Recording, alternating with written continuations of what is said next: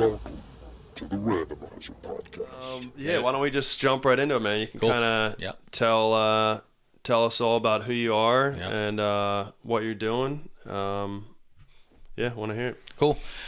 Jeff Taccarino from Marmora, New Jersey. I'm here because I was asked to come in and talk a little about my hair and skincare line that you bought. I bought the You face found cream. me at the market I was doing a couple weeks ago. I got into that, I guess, right around a year ago this time.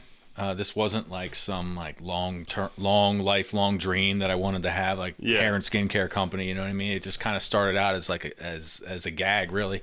For sure. I had this really enormous mustache, and I wanted to style it up and get the curled ends and whatnot. And I tried a couple of different products, and none I was really super in love with. And I kind of get bored and I want to tinker with stuff anyway. So I just got this idea, why don't I just see if I can make my own, And I got a culinary background. I was in the restaurant industry my whole life up till a couple years ago. So I just start Googling how to make, mustache wax, and I get these recipes. It's all basic ingredients. So I start messing around with stuff in my kitchen. And then, I finally come up with, my recipe, you know what I mean? Yeah. And it was hey, this is actually pretty good. And then I'm handing out some samples at work, and people are like, this is actually pretty good. And that just turned into, started making a lip balm, and then that turned into a face cream, which I think is what you got. Yeah, I get the and then it was an aftershave lotion, and then it just took legs. And I'm handing out samples, and people are asking me hey, I want more, and how much? And I'm thinking because I had my career. I'm a fireman in Maryland, and I was working some side jobs doing stuff that I'm not really that in love with, you know what I mean? Mm-hmm. And if I don't love what I'm doing, I'm gonna change it. That's why I got out of that's why I got out of the restaurant industry. Yeah, it's tough. It's what I had done my whole life, and I got to a point where I was this no longer fulfills and serves me. So I'm moving on. Were you in love with it at any point? Oh, I never saw myself doing anything else. It's not the cooking. I still love cooking. Right. It was, if you've ever been in the restaurant industry, and just the hours, the people, it was just it was a family business that literally started when I was 7 or 8 years old. And I just wanted to change, and I didn't know what I was going to do. Ended up getting this job as a fireman down in Maryland, which was what I always wanted to do, going back to my teenage years. I wanted to be a fireman. In the infinite wisdom of a 19-year-old boy. I always thought it'd be really I had a really good opportunity and screwed it up, of course. And I just always kind of beat myself up about it. So I got second chance to do it, so I jumped on it. So anyway, I'm working these extra side jobs and not loving them, and I'm thinking well, maybe I can take these products that I have, which I really just designed for myself. So there was no kind of thought when you did it I'm gonna make a business out of this. Nope. It was not at all. And when it comes to what I put in my body and what on my body, I'm pretty most of the time I'm pretty strict. I try and eat organically, you know what I mean? And I could never find with food is one thing, you can read on the package and you know what you're getting. You know where it's coming from, you know what's in it. With hair and skincare and cosmetics in general, the regulations are a lot less strict, and you don't really know what you're getting. You know what I mean? Not to mention you can't pronounce 90% of the ingredients on the outside of the package anyway. So anyway, I'm looking at this products like this are what I've always wanted. So at the very least, I have them for myself. And if I can take this, just make a business out of it, which, again, I'm not really thinking about this, but maybe I can not have to go work these one or two other side jobs. Maybe I can work from home, generate enough income that I don't have to go out of the house for employment. Mm-hmm. And I didn't really put that much thought into it. You know what I mean? About logistics and time and, getting an LLC and paying tax and doing, the whole package to, everything. Yeah, when you're running a business, it's not just about the product. The product is a very small part of it, compared to the other stuff. And it's good that I didn't think much about it, because I think if I had put a lot of thought into it, I probably would have talked myself out of it. And like, let's just, pump the brakes and, revisit this down the road. But I just went full send with it. Christmas night, I go live on my social media with it. A couple days later, I had an LLC, and here I am. Yeah, no, the kind of last thing you said, there's like a quote of like successful people like act and then figure out how to do it later, and unsuccessful people like just think of every reason of why not to, why they can't do it, and then never fucking do anything. Right. That seems to be kind of the common theme of like all the like small business owners and everyone that I've been talking to, where it's just go with it, man. Absolutely go for it. Yep.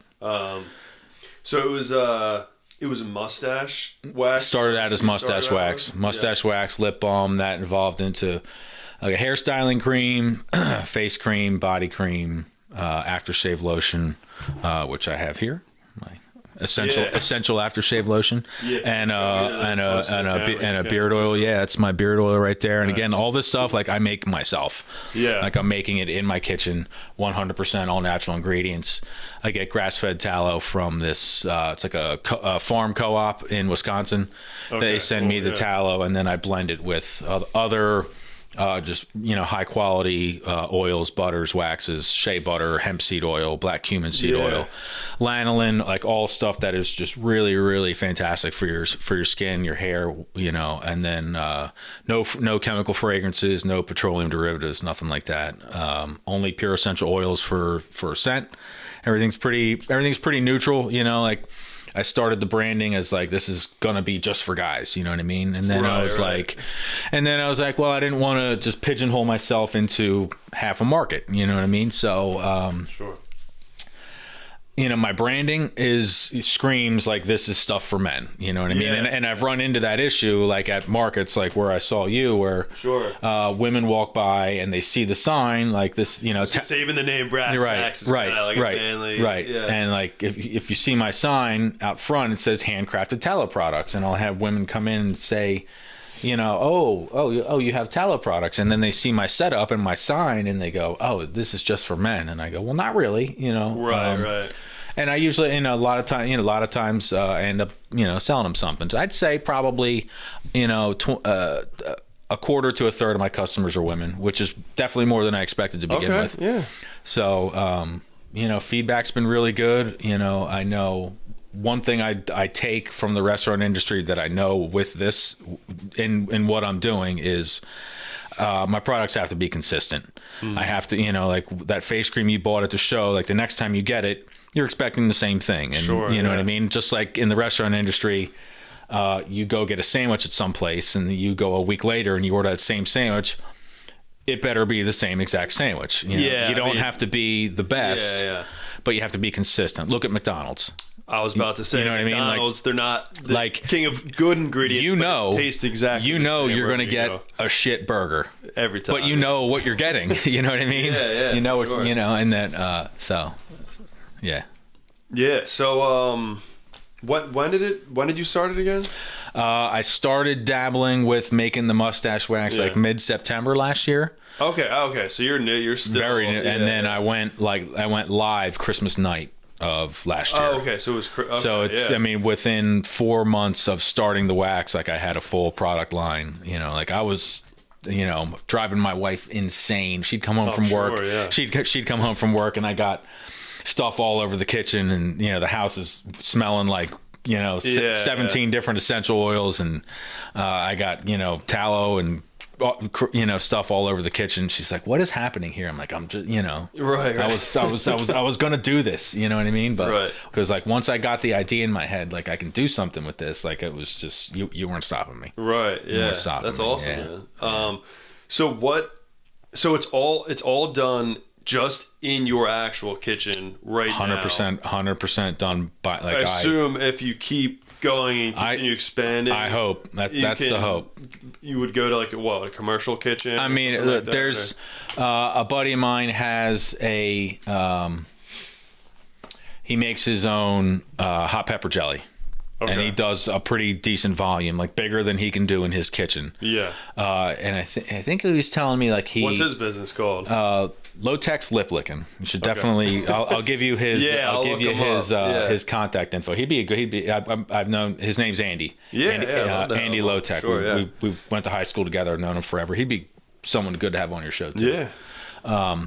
He was telling me I think he rents like a kitchen from the culinary school for like a day, something like he goes in and just makes his whole setup, dozens or hundreds of jars, and like then he's got his stock until he needs to use that kitchen again. Yeah, that would probably be my first step. You know what I mean? Like depending on how quickly I need a larger facility. My hope is one day like I need a commercial kitchen or I need a commercial facility, or the real hope is I get big enough that some billion-dollar corporation is like, hey, we want you out of our hair. Here's $7.8 million and have a nice life. Yeah, yeah, like, cool, man. Siete right. chips. That's like I'm happy with the way things are going. I know I'm relatively new, but like I can't. Me with my personality, like I'm thinking way ahead. Like what can I do with this? Like I know my products are good. I know there's a market for it. I know. My only issue is how do I get it out to people? How do I get not just the products, the name, and like how do I get my name out to people that don't know about it? And how do I convince them my product is better than what you're using? You need this, and here's how you buy it. Because I think. I think that market's like growing for all this stuff. People are hyper aware of what's going on in their body and in their body. Yeah. So growing up, and it sounds so stupid now, but I legitimately thought like any food that you're eating, any type of product that you're putting on your skin, I was like, if it wasn't at least decent for you, the FDA would not. You know what I mean? Yeah, like, they're protecting us. Yeah. Yeah, and I was like, they wouldn't. And then I would hear people that I knew kind of say some things to me, and I would be like, yeah, okay, buddy, like you're crazy. Right. And then when you actually start listening to what they're allowing us to put in and on our bodies, it's so unbelievable that you need to kind of debrainwash yourself to be like, wait, what the fuck? The very companies who have been tasked with protecting us do the total opposite. It's like for an outsider looking in at what they're doing, it's almost like you could reasonably draw the assumption like you are seeking to not just not poison these people, but you're like actively trying to poison them. Right. I think you can go the line of thought where it's like, all right, we can't say you're trying to poison us, but if someone was trying to poison us, this is exactly what they would do. 100%. Yeah. 100%. No, it's totally crazy. So I guess, do you know like some of the, because I can't name like off the top of my head just some of the chemicals and things that are in some of these creams. Well, I mean, just as an example, like if you've ever bought, any cosmetic and you're reading the ingredients and it's like 50 plus ingredients long. And then but hidden within just one, let's just call it fragrance. You've seen the word fragrance, right? That can be one or any combination of like 240 different chemical compounds. Lovely. Right. So it's like, and they don't have to list all of them. They just have to, they can hide all that under the word fragrance. That just seemingly, like, out of all the words on there, that's probably the one word you're the least worried about. You know what I mean? Right. But then it's like, well, what is that? What could it be? And we wonder, like, people have all these skin issues and allergies and, psoriasis, eczema, just there's endless list. Right. An endless list of skin disorders that probably started with the foods we're eating, but now get exacerbated and worsened, certainly not helped by the hair and skin products that we're using. Absolutely. Yeah. Have you ever seen any of the videos of the people taking those, like putting those steroid creams on their face. Oh yeah, completely clears you up. Yeah, it makes you look great, and then you watch these videos of them like trying to get off of it. Right. And your body's so addicted to these people's faces, like literally love like open sores on their face. Their skin is like peeling crazy. I have psoriasis. I've had it since my early teens. I do as well. Yeah. So, I mean, I've been down the steroid cream route, and like these things, like they really work. They really, really work. You know what I mean? But then they also tell you like stop using it after 2 weeks. And they're like, I think they said it starts thinning your skin out to the point where like you know, it's because it just hinders the growth. The psoriasis is, as you may probably know, is an overgrowth of skin cells. And they can't do what they're supposed to do, so it comes out as like those thick white plaques and the redness and irritation. And the steroids stop the skin from growing. Well, it stops the skin from growing too well, where the skin layers stop reproducing. So anyway, long story short, you have to stop using them. But they are extremely effective. They're also extremely toxic. Right. And they smell like an oil refinery too. Like. Right. So it's just like, what am I putting, like, like for me, like I have it on my elbows, I have it on my knees. Sometimes it gets on my ear or like crawls down my leg. Like it's not so much of an issue that like I absolutely need to do something about this. So I got to the point in my life where I'm like, I'm just not doing anything with it. Up until almost 10 years ago, I completely gave up alcohol and tobacco and any sort of external stimulus, if you will. And my psoriasis like got it didn't clear, but probably improved 50% or more. And then a couple years ago, I started working with a nutritionist, and she got me to, we found out what my food triggers are that make my psoriasis blow up. So between cutting out booze and cigarettes and then pretty much cutting out, not perfectly, but if I minimize my sugar and don't eat a lot of seed oils like canola oil and sunflower oil, my psoriasis, shit, right. It's stuff that promotes inflammation in your body. I find it's, at a point where like I don't even really notice it's there. Yeah.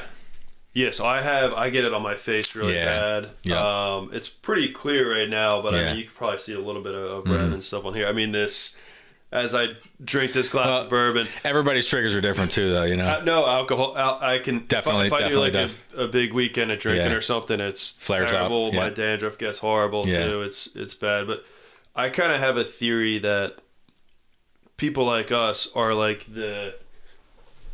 we're just like the normal human being, right? And then other people have like have this like adaptive gene maybe that makes them like a little more immune to it. Right. But it's actually a bad thing, right? Like I was talking about someone with this with alcohol recently, like if I could drink half a bottle of bourbon tonight and wake up tomorrow and feel fine, on the surface level, you're like, what's going to stop you from doing it again? Yeah, you're like, oh, I can handle it. I can handle it really well. My skin's not breaking out. My stomach can handle it. I can go to work at 7 a.m. Now, that's when you create a severe alcoholic. Right. Same thing with the food. If it doesn't make your stomach hurt, if it doesn't make your skin break out, same thing with the products, the skincare products, like all of that. It's like, it actually just builds up over time, makes it worse. Yeah. Whereas like, almost having that immediate reaction to it, I think it forces you to be better. Yeah, 100%. Forces you to 100% do all that shit. Or at least it's like your barometer. Yeah, you're into like I can tell when I'm going off the rails with my diet. I just gotta look at my elbow. If it start like I'll get that tightness in there because the skin's starting. That's their first. Yeah, my elbows and knees is where it starts to flare. Yeah. Mine's a stomach, so it's like the IBS. Okay. Flare-ups. Okay. Yeah. I'm like on the toilet. It's like, and I'm like, all right, I got to go back to my steak and fucking sweet potato and whatever. Just like. But like I said, I mean, if my dad actually brought up that same point you are to me years ago. He's like, you can take the fact that you have this, and now that you know what makes it worse, he goes, you can use it to your advantage because it's going to force you to be healthier, and you're going to know when you're going off the rails immediately. So it's a really good, like people with allergies or people with gluten sensitivity or anything like that. Most of us do have that sensitivity. We just don't feel it or see it, or it doesn't manifest itself in like a physical symptom. You know what I mean? It's just probably just like water torture on the inside that you don't even notice. Yeah, you know what I mean? Yeah. Whereas people with that sensitivity, it hits them right away. Yeah, and like gluten's a big trigger for me. I mean, like sourdough bread and stuff like that. It's a lot easier on me. But yeah, my wife she's definitely sensitive to gluten. She can't eat eggs at all. Really? Yeah, that's a weird one. Yeah. My Eggs, sister's kind of like that too. Yeah. And eggs are like one of the best. Right, foods right. I eat like 6 to 12 eggs a day. Yeah, through either I awesome, cook them or I put them 6 eggs in a blender with a banana and you just do them raw. Just raw dog it just like that. That's pretty wild. Yeah, yeah. I don't do them raw. I've given them to my dog raw, but you never got.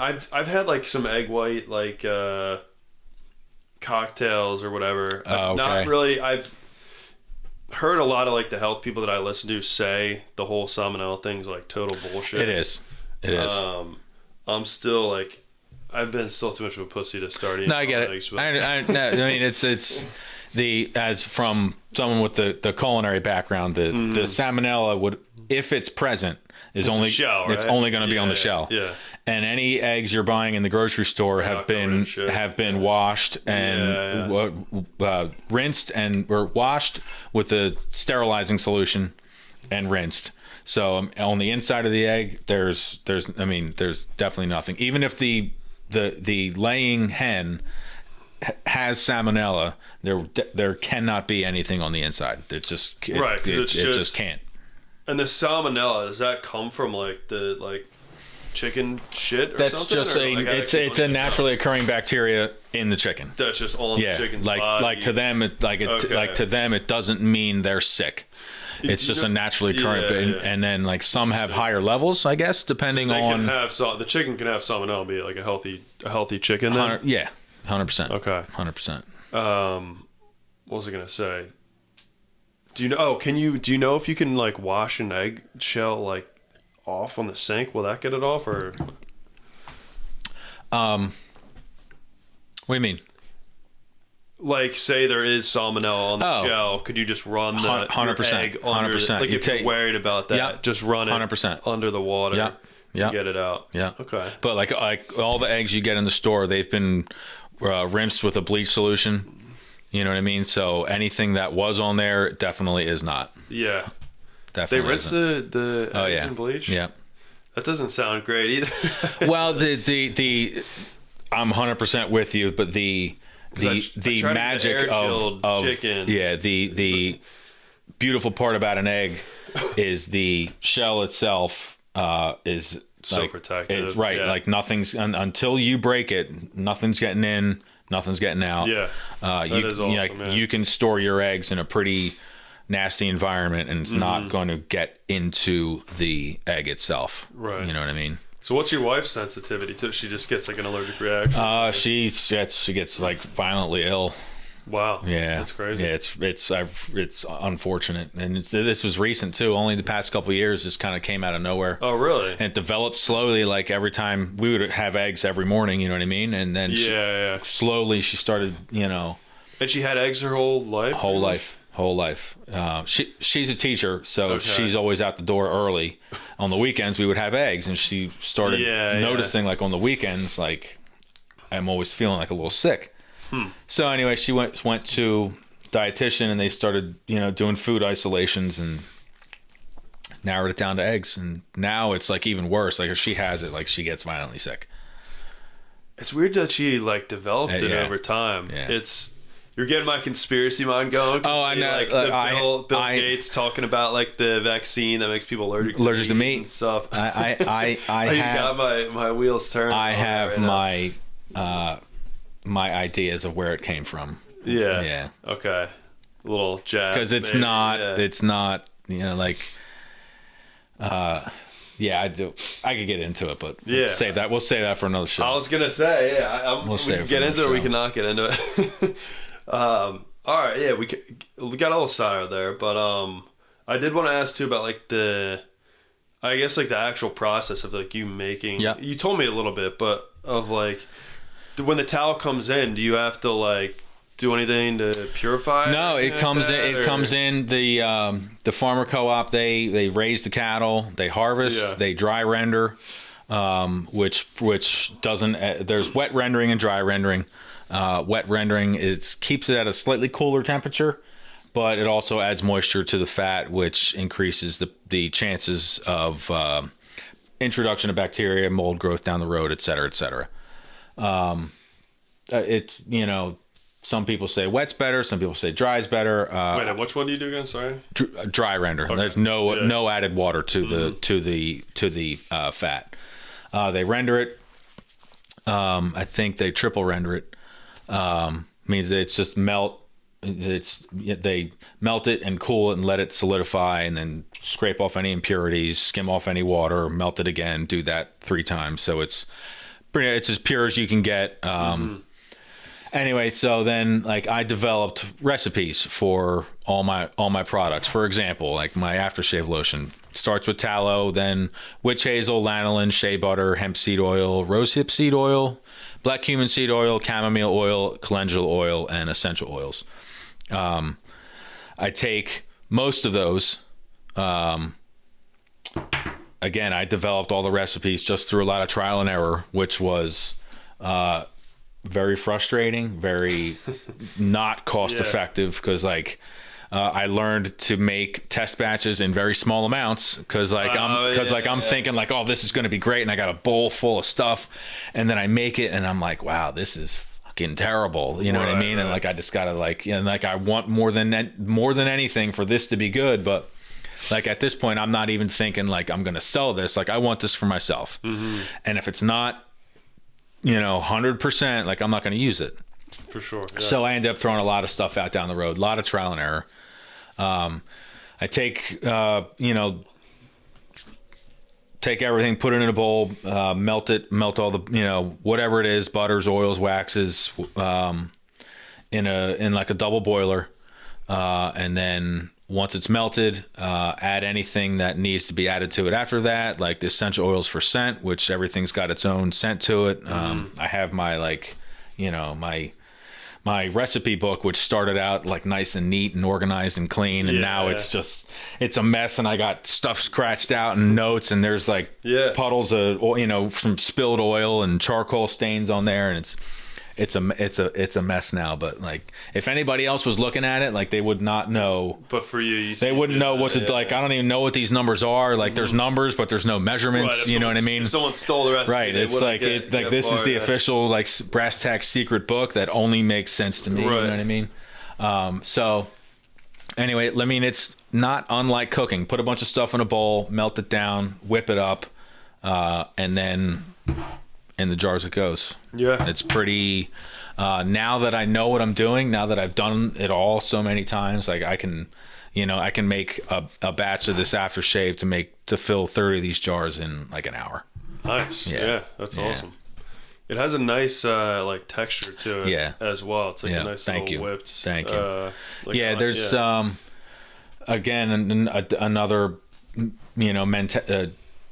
there's different schools of thought in the tallow lotion world, like to whip or not to whip, you know what I mean? And I see companies that don't, and it just gives it more of like a Vaseline or like an Aquaphor consistency, like an ointment more, you know what I mean? Whereas, and then I see some that I think over whip, and it becomes like really light and airy, almost like whipped cream, you know what I mean? But over like after a while, like when it looks like that right away, but if you've ever made whipped cream, like what happens to it when it sits, like it starts to deflate and takes on a form of something else. What I found, I have my process.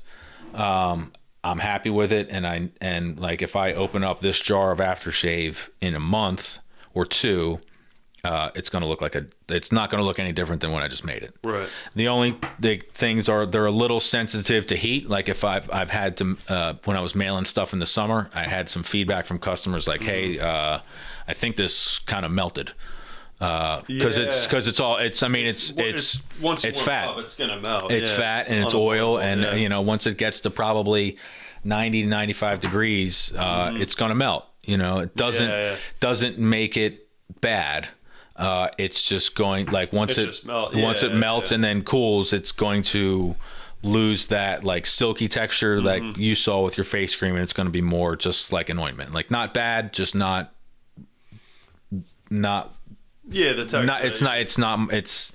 I'm not happy with it. I'm working on, I have all winter to work on, like, how do I circumvent this without changing my product? Because that's the one thing I don't want to do. So it was warming up. You said sometimes when you ship it. Yeah, because like the post office gets it, and now I'm at their mercy of how long it takes them. If it's not getting delivered to the person's house, right. if they're the 4:30 delivery, it's sitting in and it's in Texas, it's sitting in the back of a 105-degree mail truck for 8 hours. So like an ice pack or something. So that's what I bought. I got a box of like 100 of those, ice packs that you just kind of break. You know what I mean? Right. So I would put a couple of them in the box, put the box in the fridge for an hour or two. And then when I'm ready to go to the post office, take it out, put the ice packs in, and then send it off. So, and I would usually upgrade the shipping so it got there a little faster. Okay. Yeah. So that's just, if that's something I have to do to get my product there in the way I want it there, the way that they're expecting, then that's what I'm going to do. Yeah, for sure. Yeah. Are you doing any like stores or anything? Have you tried? Or? I'm working on it. It's so there's a bunch of like spots you could get into. Yeah, I mean, I've had people express interest, which is great. It's just a matter of having that conversation, working out a plan. There's a barbershop right down the street here. This girl Ashley. Gas up? No. I was talking to Mike about it. We kind of just left it hanging in the air, and I haven't been over back there to talk to him. No, right over here by the grocery store, she's got a little shop, detailed oriented. Her name's Ashley Taylor. She does a really, really great job. Her market is like luxury, haircuts. She does like a full like pampering package. She's okay. Mainly women's. No, all men. Oh, okay. It's a barbershop. Yeah, it's a barbershop. What's that place called? Detailed oriented. Okay. Yeah. Where it's like a little. She doesn't have her own spot, but there's I forget what it's called. There's a spot where the ShopRite is, and there's like 10. It's one unit of a retail strip, but there's like 10 it's like subbed into like 10 small little studios. Like, she's got her studio is like a third, maybe half the size of this room. She's got her own, she's got a sink, a chair, a cabinet, and that's it. You know what I mean? Is that like right if you're looking at the shop, right, there's like a kind of like open area with chairs and immediately to the left of that. She's immediately to the left, right there. Okay. Yeah. I didn't realize that was like multiple. There's like 10 or 12 small, like just like one chair salons or barbershops in there. Really? Yeah. I had no idea. I got to check that out. That's pretty cool. So anyway, a friend of mine goes to her, and he was telling her about my products, and she thought that they'd be a good fit for what she's trying to, for her clientele and what she's trying to, the image she's trying to put out for her business. So I went and talked to her, and it's been going well. She uses my products on the clients in the store, and then she also sells them on the side for retail as well. Nice. She likes it. Customers like it. It's a good arrangement for both of us. Gets my products out there, and I'm trying to find other places to come up with a similar arrangement. Yeah, I feel like you could definitely get into. I know I could. It's just a matter of just doing it. Yeah, getting feet on the ground and getting like taking my products into people's stores and it's a lot, and doing it. Yeah, you gotta do it. Really be a salesman too. Right, but, right. My family and I were up in Lancaster this past weekend.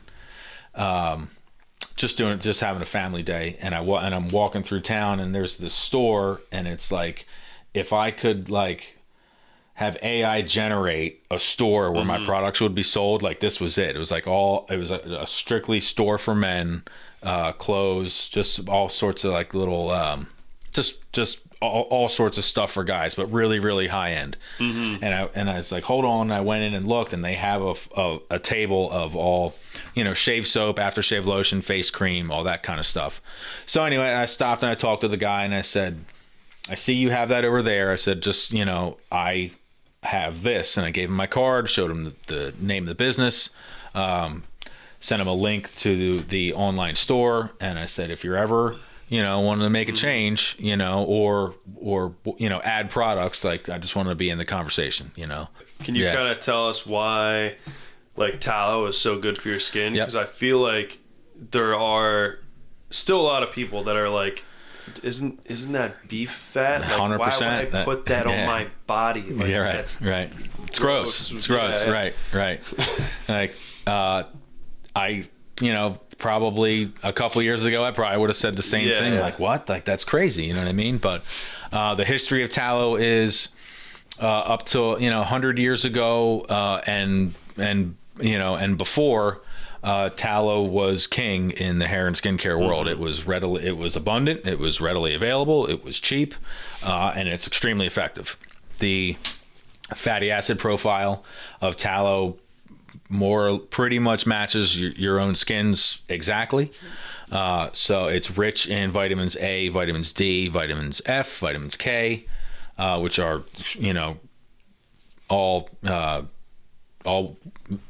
essential for your skin. Yes, thank you.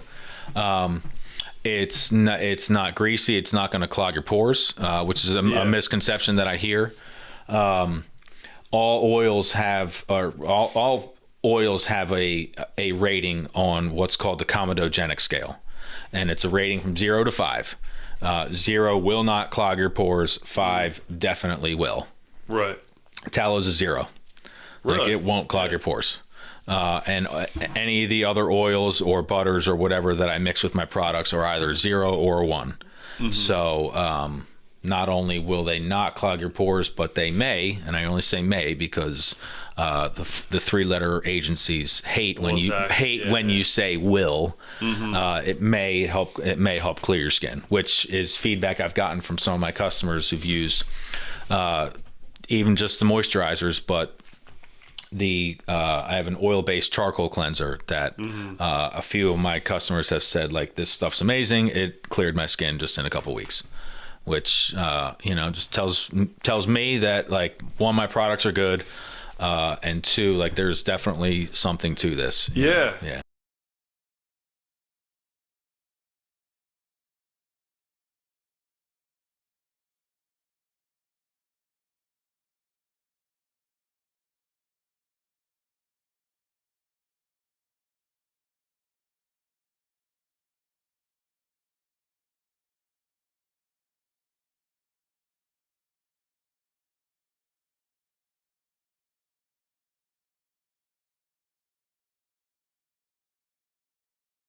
That's good. Barely see I love. Honestly, I love. It feels good. Hearing like, I'm not itchy either. Right. Too. Right. Like, that's. Yep. And I feel like all these kind of chemical-based skin products. It's right. I think about it the same way as, like, food as I do with skin. Right. Like a Domino's pizza is like it's like someone went to a lab and was like, create me a delicious sourdough pizza, but don't use any real ingredients. Right. It's the illusion. Right? It's the illusion of pizza. Right. And they're like, why do we do that? Let's just do it and do a sourdough pizza. Like, no. Like, do a fake one. Right. And it's kind of the same. You know what I mean? Yeah. No, you're 100%. Same thing with the skincare stuff. It's all like, it's the illusion of health, the illusion of moisturizing. Right. And like, if you use it, like, you might feel better for a little while, but you're gonna have to, like, how many times have you used, like, Jergens hand lotion and you got to use it like 17 times a day?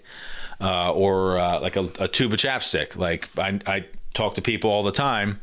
They buy the lip balm I make, and they're like, "What is up with this stuff?" Like, I'm used to having to put chapstick on like 7 times a day. Like, I use once or twice, and that's it. And I said, because it actually works. It's actually doing what it's supposed to do.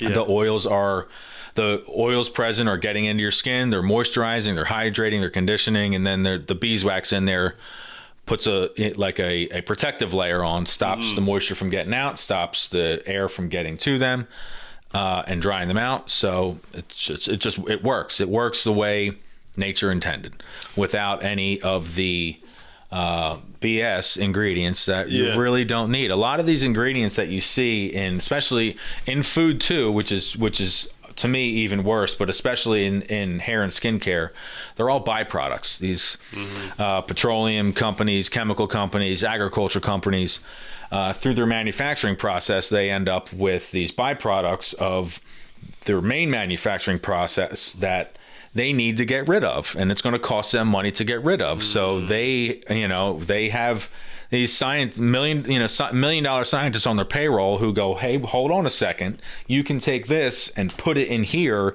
and not just have to sell to get rid of it. You can make money on that. It's essentially a waste product. And this is the stuff that we're putting on our skin, putting on our children, putting on ourselves. And that's the same with like fluoride, which I found out recently is a byproduct that apparently allegedly was that they had so much of it as a waste product. They were like, what do we do with this? And they were like, oh, we can put it we can sell it to the government, put it in the water. And I mean, I don't want to get started on a fluoride rant, but like it's I'm gonna have to come back. We'll do another episode for that. Dude, chapstick's the worst too. It is. Honestly. It's terrible. I mean, it's petroleum jelly. Like it is petroleum jelly. So like, what do we know of petroleum? Petroleum is crude oil. That shit that comes out of the ground that they tell you causes cancer when you touch it. Yeah. And this is like, and it's not just like... That's what Vaseline is. And it's not Vaseline is just pure petroleum jelly. And it's not just people are like, oh, it's just petroleum jelly. Like there's no association made there because that's the power of marketing. This stuff has been marketed. Don't look at the back, look at the front. Center shelf, center, you know what I mean? Put the, the ads on TV and this, this is good for you, you know what I mean? And if you repeat a lie enough, it becomes the truth. And then now we're so many generations removed from this stuff hitting the shelves, like people don't even think about it. People don't even think about it. You know what I mean? And it's like you're putting a direct derivative of crude oil on your mouth, and there's no association there made with it. And I mean, and I'm not saying like I'm not better than anybody because I don't do this or better than anybody because I know. And if you do it and you're like it and you're good with it, I'm not going to tell you it's wrong, but you're also putting crude oil on your mouth. Right. You know what I mean? just I want to tip you up to that. If you feel totally great with what you're doing, it's like, don't change anything. Right. When you hear people say that seed oils are bad, all these chemicals that you're putting in your body and on your face are bad. If you think it's all bullshit, if you're good with it, man, and you feel great, then keep doing what you're doing. But I think it resonates with so many people because they're like, that's how I kind of got into it too. Because it's like you are so indoctrinated into all this from a young age, and you hear these kind of people on the outside saying things, and you're like, oh, those people are fucking crazy, right? And then you're feeling like shit, and you're like, let me just like hear them out real quick to like see what they're saying, and then you try skin products like yours, like healthy whole foods. You try all that stuff and you feel good, and you're like, I don't need a double-blind placebo study to convince me of this. Like I feel good, other people do it, they feel good, they look good, then like there's gotta be something to it. Cooking with do you cook with tallow as well? I cook with, you do because you order so much. I get 25 pounds at a time, so it's a fringe benefit to having it in the house is that you cook with nothing but like, I'm 45 years old. I cook with nothing but animal fats. I eat 6 to 12 eggs a day, red meat probably 5 days a week. Good, yeah. According to, let's just say the American Heart Association. The American Heart Association, like I am prime candidate to walk. Yeah. So I'm going to drop dead before I even hit the front door, before I leave here tonight. You know what I mean? I get a work physical every year. My cholesterol ratio is perfect. My triglycerides last year was 55. This year was 57, which the the low end of the warning of the low end of danger zone. You know, hold on, I'm trying to word this correctly. Risk area. There's a number for, for your blood work where they want to see your number either below this or above this. For triglycerides, anything below 150 requires no additional follow-up or attention. Mine's at 55, so I'm a third of the low end of the number. Even close, and I am just double fisting animal fats all day long. Yeah. So from what the American Heart Association says is going to happen versus what I am seeing, at least in myself, and if someone else does this and they have different results, that's why we're all different. You know what I mean? But I know when I eat too much sugar, and I know when I eat seed oils, my skin blows up. Yeah. And that's agree. And to me, my doctor might tell you differently. To me, that's my body saying, no, don't do that. When I limit sugar, eliminate seed oils, and eat a ton of animal fats, my blood work is better than it's ever been. I feel better than I ever have, and my skin's clear. So why would I listen to anybody else who's like, oh, you shouldn't be doing that? Yeah. You know what I mean? Just because it's, and like if somebody has different outcome from doing the same thing, that's why we're all different. We all come from different ethnic backgrounds. And for like what I've even learned is like based off your blood type, like you may react differently to certain foods. So whether there's anything to that, I don't know. That's just something I kind of just I've seen once or twice in the past couple of weeks. Want to look into it a little more. You know what I mean? But like we're all different. My family, I'm Italian, mostly heritage. You know what I mean? So. Again, everybody, I know, just as an example, people from Asian cultures very frequently have problems digesting dairy because their culture does not have that. So they have an issue with it. Eating, you know what I mean? Rice, so like what works for me, like that would be like me telling a guy from Japan, like, oh, there's nothing wrong with that milk. You know what I mean? Just because I don't have a problem with it. But he does. So, we all, we all have our own experience, and I can tell you, I can look on the paper and have a doctor looking at my paperwork and going, wow, that's really good. Especially, for someone my age, I mean, no medications. My blood pressure is regularly like 130 over 70, 130 over 80, maybe, you know what I mean? I exercise a lot. I take care of myself, which is all part of the deal too. You know what I mean? What do you do for exercise? It's run. I take these like high intensity interval training classes at the gym down the street here. Where do you work out? Great Bay. Me too. Yeah. What times usually go there? I'm usually at the 5:15 or more often the 9 o'clock a.m. Yeah. Okay. Yeah. All right. So I would like never. Yeah. That's probably why I've never seen. Oh, you go at night? I usually am there at like 5:30. Okay. Gotcha. On the weekends, I'll go. Gotcha. On the weekends, I'll go anywhere from 7 a.m. to 1 p.m. Whatever whatever's going on. Yeah, I like it there. I've been going. I love for a while. Great Bay, Yeah, it's good. Awesome it's a good spot. Yeah. It's a good spot. But no, I agree. It's based on the person. I think saying pretty much for everyone a whole food diet. Limit alcohol, limit drugs, limit seed oils, putting bad chemicals on your skin, all that stuff. It sounds, kind of even everything you were just saying, just the fact I felt you had to defend yourself, but it makes sense because that's an inflammatory. Some people will hear you say what you just said and actually get really angry at that. Oh yeah. People will scream at you that they're on 4 different medications. Right. They're like severely overweight. Right. They're like, science shows that there's nothing wrong with the seed oils. You're promoting disinformation, all this shit, and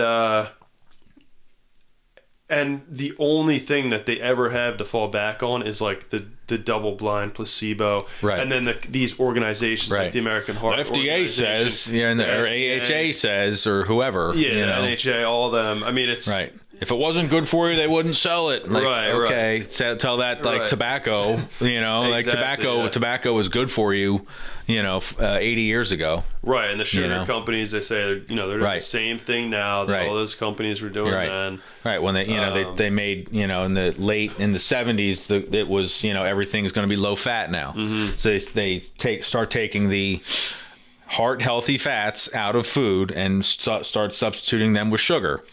Right. And what happened? America got obese. Well, yeah, and it was immediately. Actually the American Heart Association that was one of the main proponents of that. Yep.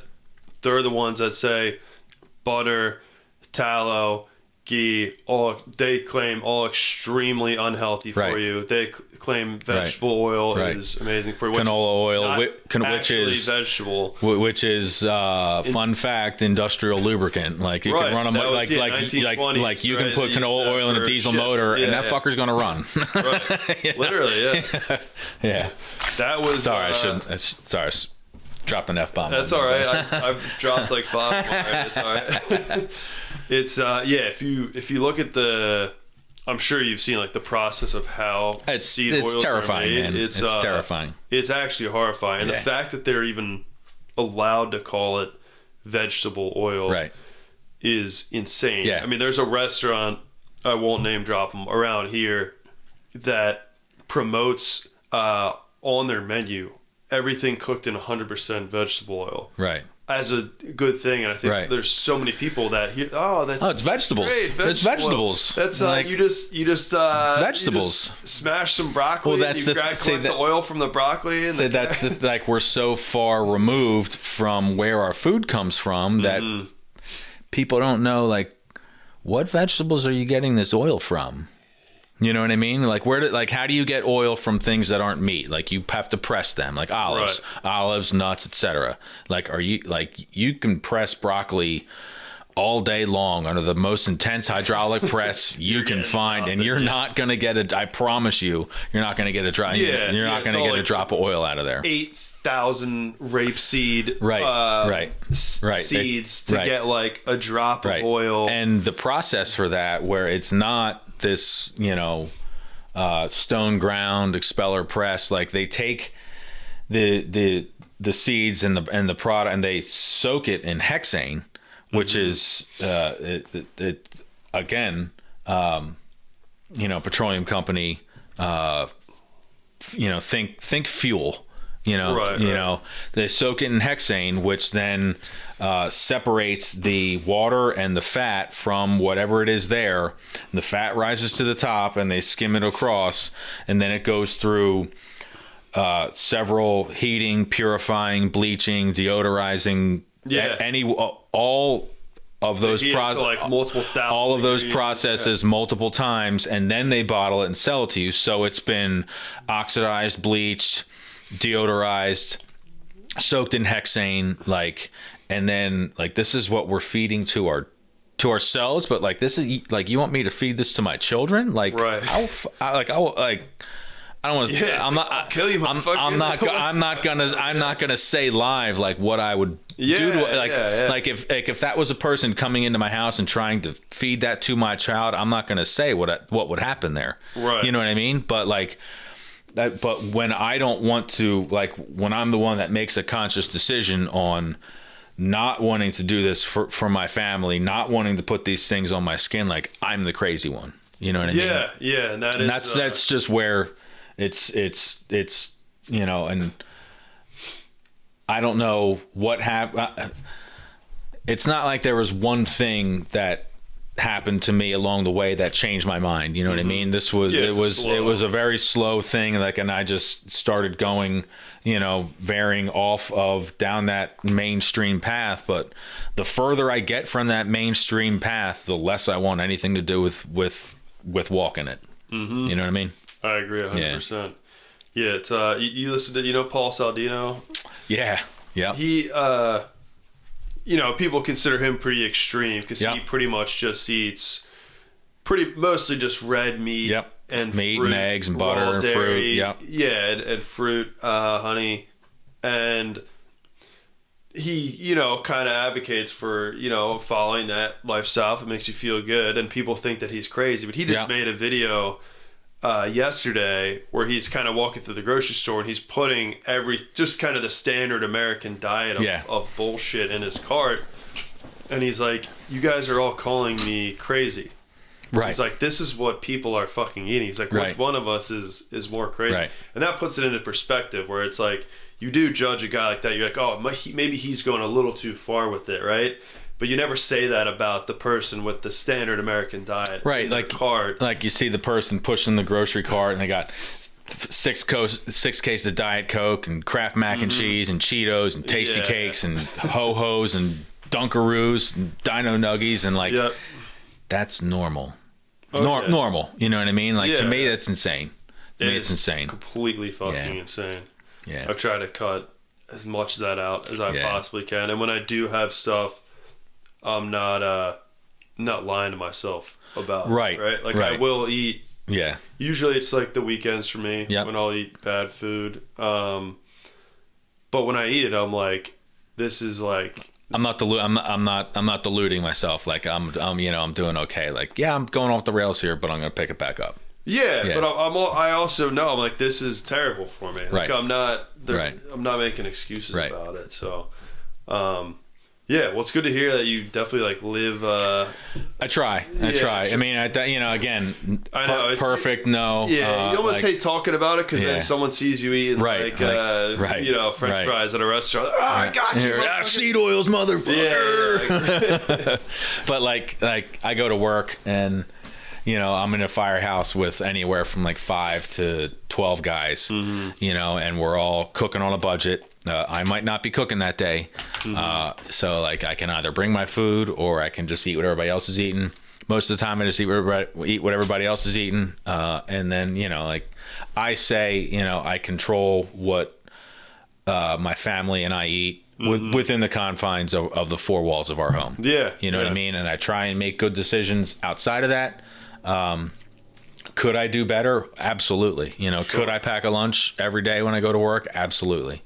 Well, you do 24-hour shifts too, so I'm sure you eat multiple times. Yeah, we're eating 3 meals a day, so like I'm bringing that's pretty tough. Like I would have to bring like 2 lunch boxes. You know what I mean? Yeah, it's pretty tough to bring multiple meals to work. So, but it is what it is. And then I go home and I try and walk the walk. At home. For sure. Not to say, if we're out to eat, and I get, like I can't, I'm not going to, I'm not looking for the seed oil free restaurants because there really aren't any around here. Yeah. I'm not wealthy, so, I can't, so it, I do the best I can, but you said, like to your point, like, if I'm eating something that I know isn't good for me, like I'm not deluding myself. Like I know what I'm doing. And that's it, and then you think about, you're gonna, all right, I just ate something bad tonight, whatever restaurant, I'm gonna tomorrow, I'm gonna eat well when I'm back at home, and that's all you can do. And I feel like sometimes you go too strict with it if you can do it, that's awesome. Yeah. I mean, I applaud anyone who's able to do that, and especially for years at a time, make no mistakes at all. But I think for me, it would kind of like break my mind a little bit where it's like the cravings, everything with Bill. It's like for me, it's worth it to have like one bad meal, a cheat meal, whatever you want to call it. And I mean, and it's like to eat that clean all the time, 21 meals a week or more, like it's not cheap. Yeah, it's not cheap. It's not cheap to live. Not cheap to live that way either. Which is like the totally backwards thing. Like the pure raw foods in the grocery store are the most expensive things.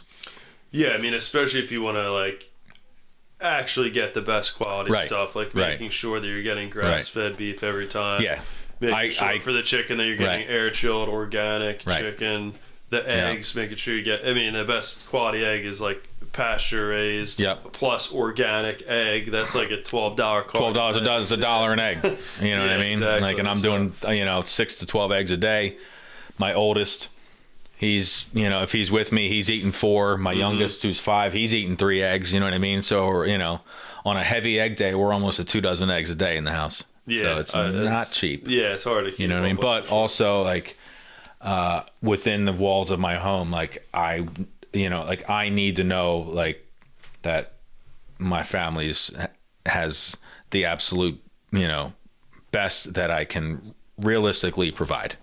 That's fucking awesome, man. Because we've definitely gotten away from that in America. I feel like. Oh yeah. It's not to say people are bad parents or anything. I think a lot of it's an education thing. You know what I mean? Like people just don't know. I mean, right? They don't want their they just don't know how 13-year-old kid drinking alcohol because they know it's bad for their brain, right? But they don't think about like they're our generation, we've been hearing our whole life how bad fat is for you. You know what I mean? And low fat, but and then you look at what actually happened there. They just took out fat and substituted sugar. Now everybody's got heart problems. Now everybody's obese. Now I got diabetes epidemic. Fat does not make you fat. Right. And fat does not make you fat. Fat on your skin. Eating cholesterol does not raise your cholesterol. Very true. Yeah, you die without cholesterol. Yeah. Right. Like your brain is the number one user of cholesterol in your entire body. So when you're not getting enough, your body will make more. So if you're not getting enough, your body's just going to make it. Right. And then you have all these. Now here's another rabbit hole for you. You have these drugs that are designed to limit your body's production of cholesterol. So without proper cholesterol, you start going into your brain starts deteriorating. Well, so now we have people that aren't producing enough cholesterol that, we're seeing higher rates of earlier onset of cognitive decline, diseases like Alzheimer's, in people in their 40s. You know what I mean? So like, what's going on here? You know what I mean? This wasn't happening years ago.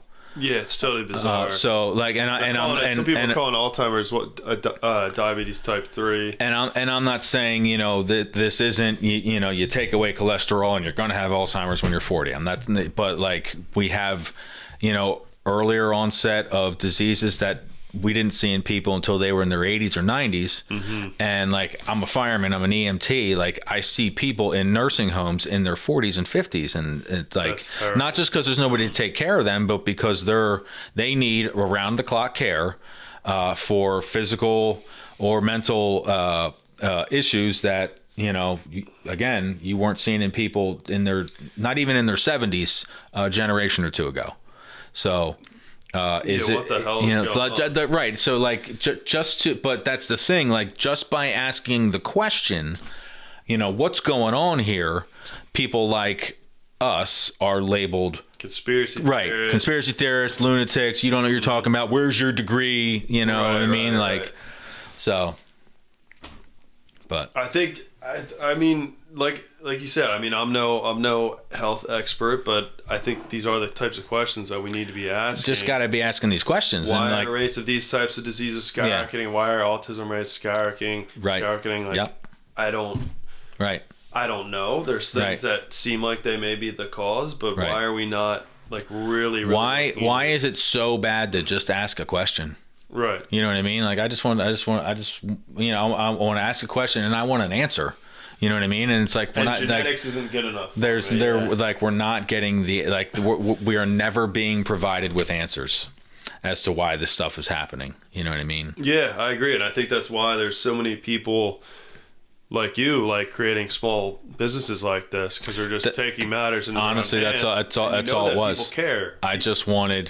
I wanted better products for myself, and then when I saw I could create that, I was like, well, I'm gonna make better products for my family. Like I don't sell it, but like I make my own soap now.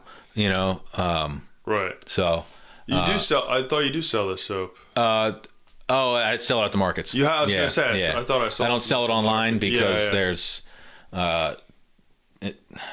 Again, highly regulated industry.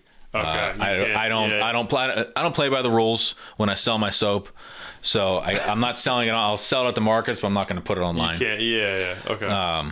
There's this stuff with labeling and whatnot, and I just don't have the energy to. Not that I won't. Eventually, I'm just not doing it yet. But like, making my own soap, shaving products, face cream, aftershave, I want to start making my own deodorant. Nice. I'm going to work on, I got a couple different formulas for that. I want to start testing them out. Might sell it, might not, but at the very least, I know what I'll be using is something I want. Mm-hmm. You know what I mean? Yeah, for sure. So yeah. Yeah, that was I guess kind of where I wanted to wrap it up with, was like asking what you were gonna do next. Yeah. So, but it sounds like maybe some soap. Anything else that you? I'm always tinkering. I'm working on a formula for something specifically for problem skin like eczema and psoriasis. Yeah. I'm sure you won't be able to say it's for that directly. Right. No, well, I think like you can may help. You can get around it, but like may help. You know what I mean? Right. And I've made a couple prototype batches of this stuff, and it works. Yeah. It works like as well as a steroid cream. No, you know what I mean, but nothing will. It's close. If something fixes you that quickly and that easily, it's probably not. It's close in both overall effectiveness and how like I put it on, and within putting it on once or twice, I look down, I'm like, that actually looks a lot better. Yeah. You know what I mean? And it's not just because like sometimes people would say, I'm sure you've heard this, oh, just put some lotion on it. Like it makes it look better, but I still feel it. You know what I mean? It's not healing it. The stuff I made seems to be working really well. So I got a couple little tweaks to it. I'm probably going to, next time I make a batch, I'll drop some off too, so you can try it out. Because like I try it all myself, and then I try it on my family, and then I give it out to people and tell me what you think. And please tell me if you don't like it. You know what I mean? Cause, you want to make it as good as you possibly can. This is what I tell people. And then like if most of my feedback is good and I'm happy with it, I add it to the Brass Tacs repertoire. Yeah, absolutely. So yeah, I got this. I'm gonna call it a healing salve. My corrective healing salve. That's what I'm going to name it. And then a deodorant.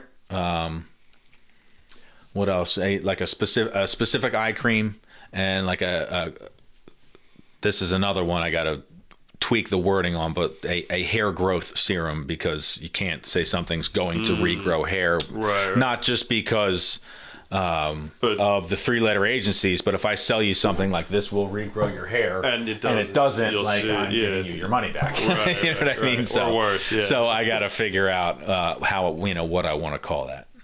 But I'm always tinkering. I always have ideas. Like I'll see somebody else selling something, and like not to take exactly what they're doing, but like I just get ideas. Use ideas from everybody. It was the same thing in the culinary world. I'd go to a restaurant and I'd see somebody doing something, and I'd be like, hey, like I could do this and this to that, and put my own spin on it and sell it in my restaurant.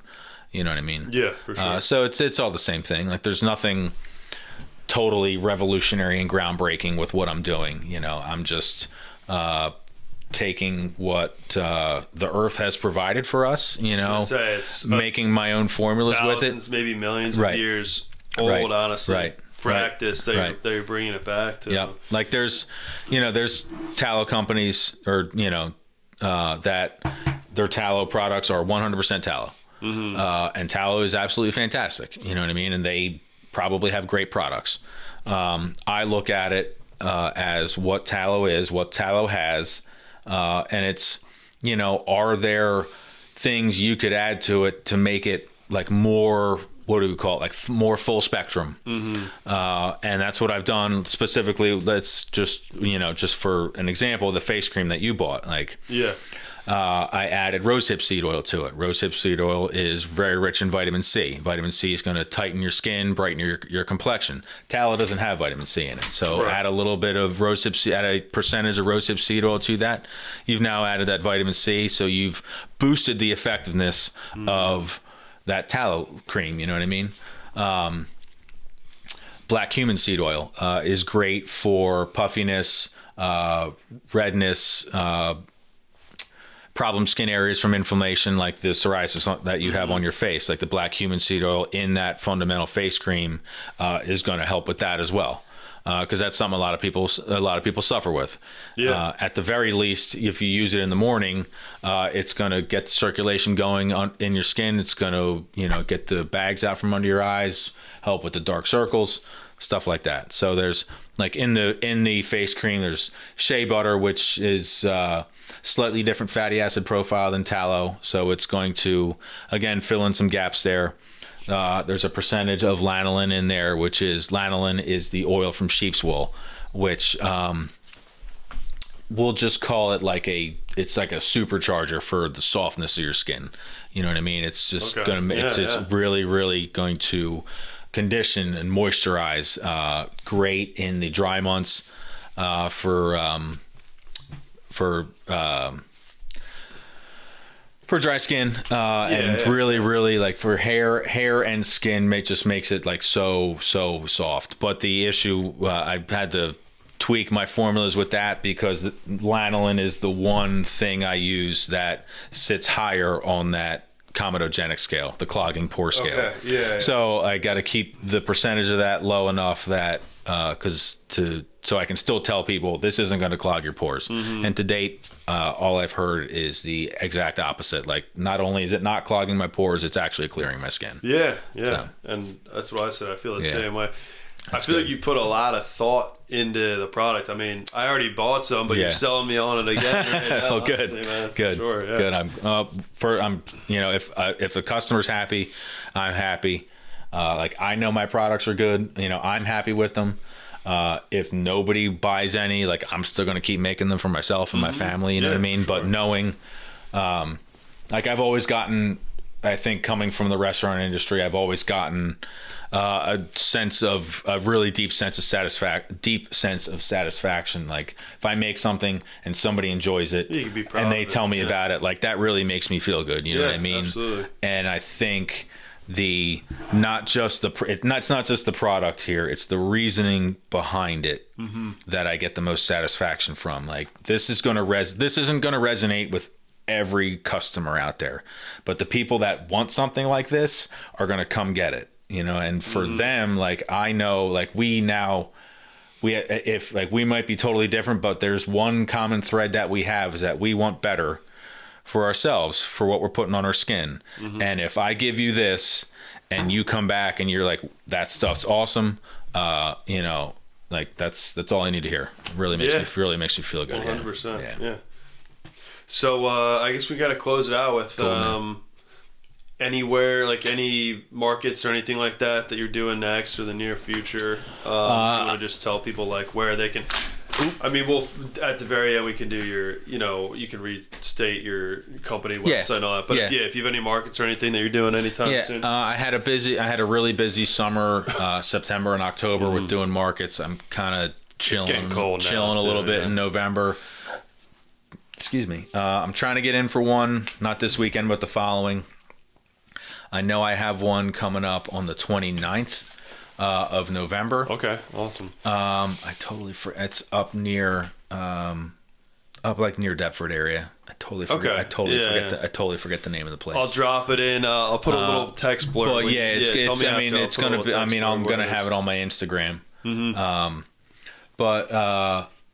And then in December, I'm going to be back here at the Summers Point Market, and I'm going to try and get into Christmas one. one. Their holiday fest or holiday market, whatever they call it. And I'm going to try and get into at least one or two others in the month of December, because, again, like, another issue I know people have is like, what do I get, this person for Christmas? Stocking stuffer ideas. Like, guys today are notoriously difficult to shop for.